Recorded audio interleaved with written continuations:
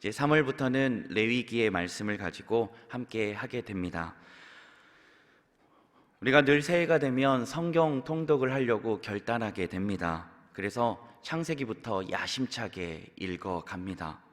창세기는 장수는 많지만 그럼에도 불구하고 이야기 형식으로 돼 있기 때문에 굉장히 수월하게 읽을 수 있습니다.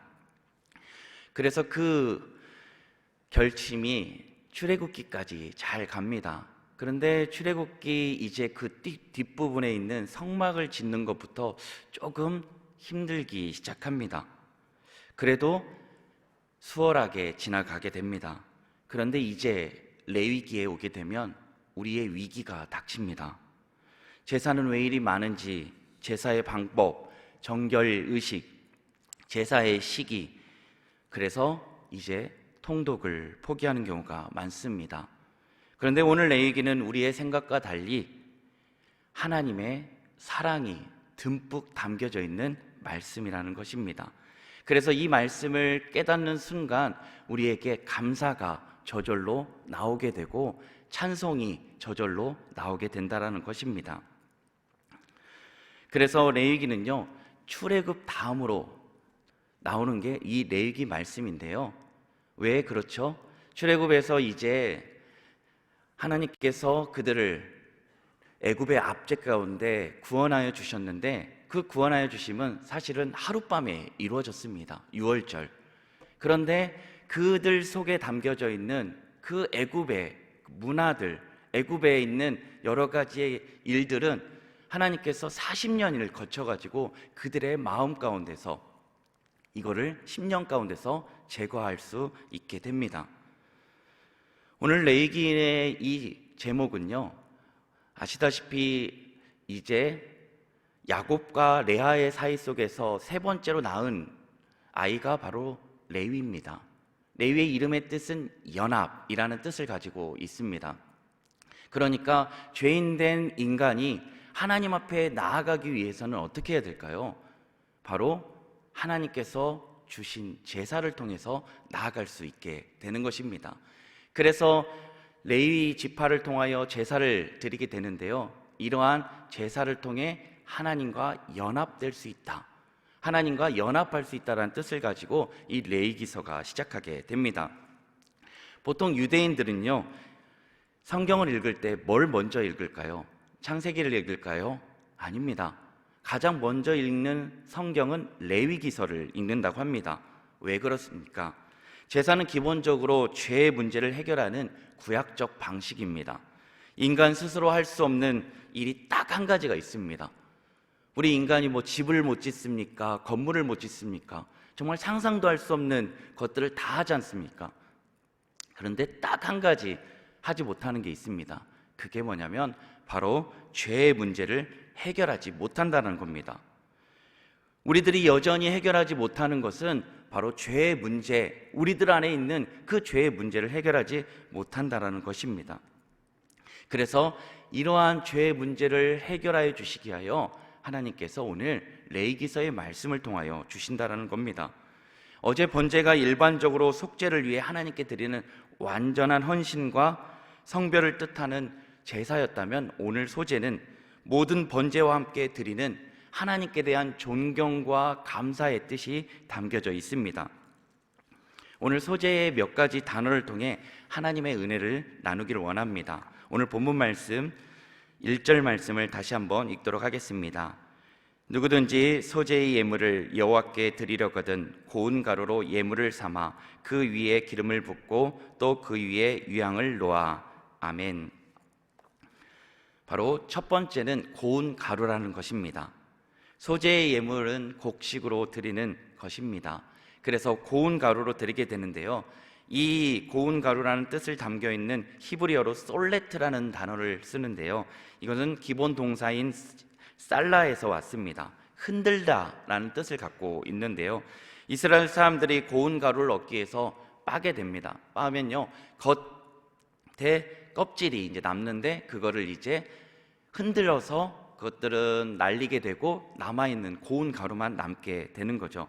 이것은 바로 우리에게 그 모든 것들을 빻아서 부서지도록 주신 예수 그리스도를 의미합니다. 이것이 주는 영적인 의미는 무엇입니까? 우리의 겉모습이 오직 예수 그리스도로 말미암아 완전히 깨어지고, 그리고 그러한 순결한 심령으로 우리가 하나님을 섬기는 것을 상징합니다. 우리가 나아갈 때 오직 하나님께 부서진 심령으로, 깨어진 심령으로 우리가 하나님 앞에 순결하게, 정결하게 나아가야 된다는 것을 의미한다는 것입니다. 두 번째는 기름입니다. 소재의 예물 종류는 크게 날 것과 요리된 것이 있습니다. 보통 요리된 예물의 경우에는 기름을 섞어야 합니다. 이것이 주는 영적인 의미는, 바로 기름은 성경에서 무엇입니까? 바로 성령의 역사를 의미합니다. 구약에서 기름 부음을 받는 세 가지의 직책이 있습니다. 그것은 바로 왕, 그리고 선지자, 예언자, 그리고 제사장입니다. 그래서 성령 하나님의 사역, 바로 이 기름을 같이 함께 첨가함으로 성령 하나님 안에서 우리가 행해야 됨을 말씀하고 있는 거죠. 그래서 늘 우리가 그냥 살아가는 것이 아니라 우리 안에 내주하고 계신, 우리를 성전 삼으신 성령 하나님 안에서 우리가 함께 더불어서 나아가야 된다는 것을 말씀하고 있습니다. 세 번째는 유향입니다. 유향은 다 아시죠? 향이 풍부한 고급 향료입니다. 이는 향기로서 성도의 아름다운 기도나 모범적인 생활을 의미합니다. 그러니 우리가 소제를 드릴 때요, 유향을 첨가하는 이유는 제사는 그 제사를 드리는 행위로만 끝나지 않는다는 것을 말씀합니다. 그러니까 그냥 소제만 드리면 끝나는 게 아니고요, 그것을 드릴 때의 마음과, 그리고 그것을 드리고 나서 이제 성막을 떠나서 삶 가운데, 삶의 터전 가운데 나아갈 때 삶의 모습조차도 하나님이 받으시는 제사가 된다라고 말씀하고 있는 것입니다. 사랑하는 성도 여러분, 오늘 우리는 그리스도의 향기로 부름받았습니다. 그래서 어떤 이에게는요, 이런 그리스도의 향기로 살아가는 일로 말미암아 사망으로부터 사망에 이르는 냄새가 나는 사람들에게도 있지만, 오히려 이 향기를 받고 생명으로부터 생명에 이르는 냄새를 받는 사람들도 있다라고 고린도후서 2장은 말씀하고 있습니다. 오늘 우리들은 어떠한 냄새가 나고 계십니까? 우리가 마늘을 읽잖아요. 마늘을 계속 먹으면, 매일매일 먹는다고 생각해 보십시오. 그러면 어떤 냄새가 나겠습니까? 바로 마늘 냄새가 엄청 나겠죠. 이를 닦아도 아마도 마늘 냄새가 굉장히 많이 날 겁니다. 오늘 우리가 예수 그리스도의 말씀을 가지고 예수 그리스도를 묵상하고 예수 그리스도 안에서 살아가게 되면 어떻게 될까요? 그리스도의 향기가 나타나지 않겠습니까? 우리가 어떠한 것들을 묵상하고 어떠한 것들을 바라보고 있느냐에 따라서 우리의 삶의 향기가 달라지게 되어 있습니다. 오늘 우리의 마음 가운데 예수 그리스도의 말씀으로 말미암아 그리스도의 향기가 가득 넘치게 되길 간절히 소망합니다. 11절 말씀을 이제 다시 한번 같이 함께 읽도록 하겠습니다. 너희가 여호와께 드리는 모든 소제물에는 누룩을 넣지 말지니 너희가 누룩이나 꿀을 여호와께 화제로 드려 사르지 못할지니라. 아멘. 네 번째는 누룩입니다. 누룩은 반죽을 부풀게 하는 역할을 하는데요, 이것은 넣지 말라라고 말씀합니다. 왜 그럴까요? 적은 누룩으로도 온덩이에 퍼지게 되기 때문입니다. 그래서 성경에서 누룩을 뜻하기를 죄와 사악, 그리고 교만과 위선을 상징합니다. 그래서 예수님께서도 바리새인의 누룩을 주의하라, 헤롯의 누룩을 주의하라고 말씀했습니다. 이는 누룩 곧 외식이니라 라고 말씀하셨죠.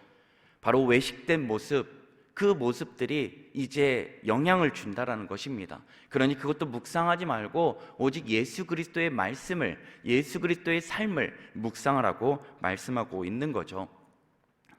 출애굽을 할 때 그들이 먹었던 빵은 무교병이었습니다. 누룩이 없는 빵. 그래서 이 누룩이 없는 빵은요, 무엇일까요? 무엇을 상징하는 걸까요? 바로 아무것도 없는, 오직 순결하고 오직 정결하신 예수 그리스도를 상징합니다. 그래서 예수 그리스도를 날마다 우리가 그의 말씀을 먹는 것, 오직 사람이 떡으로만 살 것이 아니요 오직 하나님의 입에서 나오는 모든 말씀으로 살 것이니 라고 말씀하신 그 말씀대로 살아가는 것을 의미합니다. 오늘 우리 안에 혹시 누룩이 자라고 있지는 않으십니까? 작은 누룩이 우리의 삶을 변질시키고 있지는 않으십니까? 오늘 예수 그리스도의 말씀으로 그 누룩을 주의하고 그 누룩을 제거하는 은혜가 있게 되길 원합니다. 그래서 고린도전서 5장 7절은 이렇게 말씀합니다. 너희는 누룩 없는 자인데 새 덩어리가 되기 위하여 묵은 누룩을 내버리라.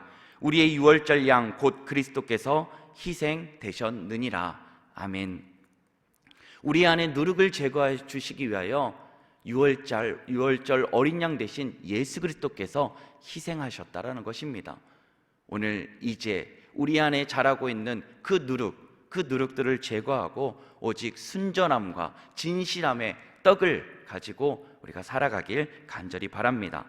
다섯 번째, 넣지 말라는 건 꿀입니다. 꿀은 가나안 땅을 묘사할 때 나오죠. 그래서 젖과 꿀이 흐르는 땅이 가나안 땅입니다.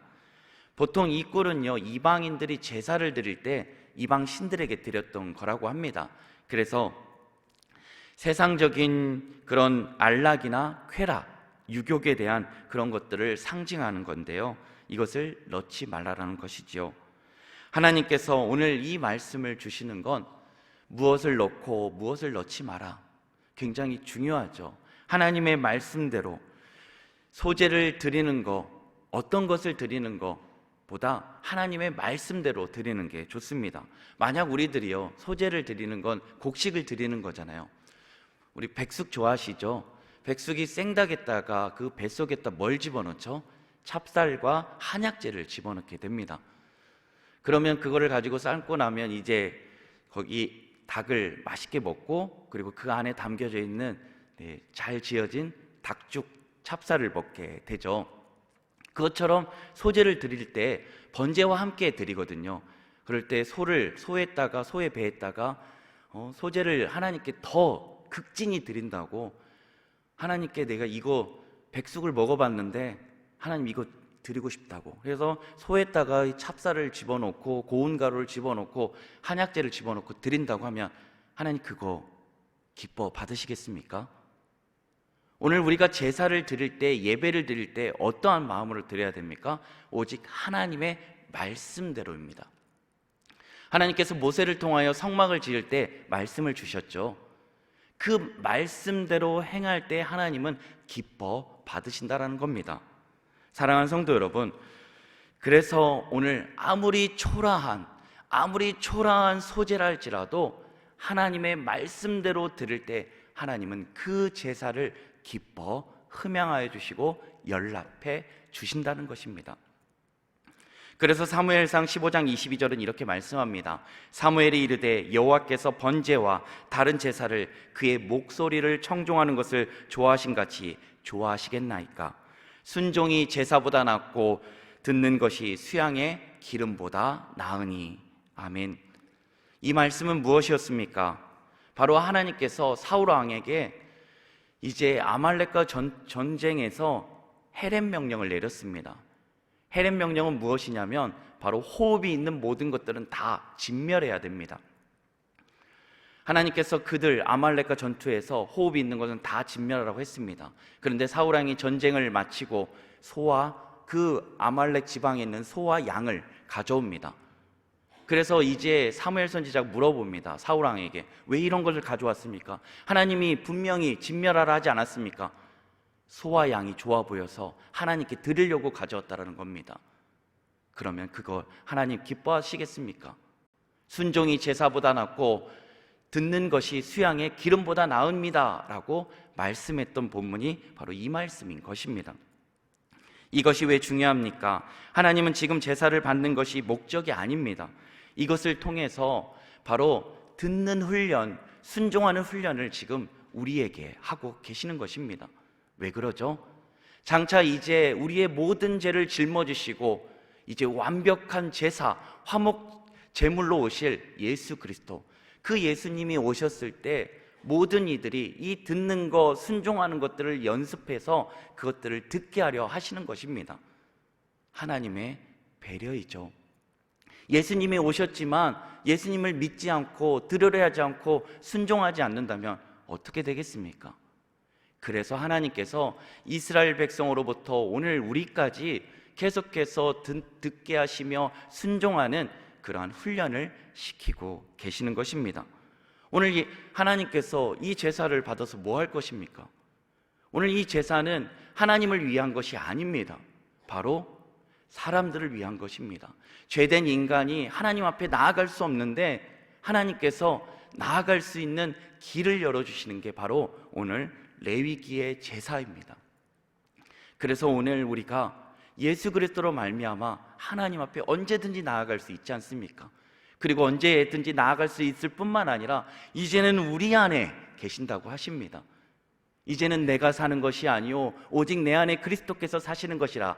이제 내가 육체 가운데 사는 것은 나를 사랑하사 나를 위하여 자기 자신을 버리신 하나님의 아들을 믿는 믿음 안에서 사는 것이라 라고 말씀하시는 것입니다. 오늘 이것이 깨달아지십니까? 하나님의 말씀을 펼 때마다 하나님의 말씀에 기록된 것이 우리에게 주시는 무거운 짐이 아니라 오늘 이 말씀들을 지킬 때마다, 이 말씀이 우리들 안에 깨달아질 때마다 하나님이 얼마나 우리를 사랑하시는지, 하나님이 얼마나 우리를 사랑하셨으면 독생자 하나밖에 없는 아들 예수 그리스도를 아낌없이 내어주셨는지를 오늘 우리가 이 레위기서의 말씀을 통하여 보셔야 합니다. 그래서 오늘 우리가 혹시 내 마음대로 내 고집대로 살아왔던 그런 삶의 모습, 자리가 있었다면 이제는 우리가 하나님께 다시금 이 소재, 바로 하나님의 말씀대로 드리는 예배, 제사를 통하여 다시 한번 오늘의 삶을 하나님께 기뻐 받으시는 제사로 드리는 우리 모두가 되길 간절히 바랍니다. 그래서 오늘 반드시 넣어야 될 게 있는데 그게 바로 소금입니다. 소금은 변하지 않는 겁니다. 영원한 겁니다. 그래서 이 당시에 있는 뭔가 언약을 맺을 때는요, 바로 소금을 같이 언약자와 그 당사자끼리는 소금을 먹고 그리고 언약을 체결했다고 합니다. 이게 무엇입니까? 바로 변하지 말자. 우리가 이 언약을, 우리의 이 계약을 결코 놓치지 말자라는 것입니다. 오늘 예수님께서는 우리를 빛과 소금으로 부르셨습니다.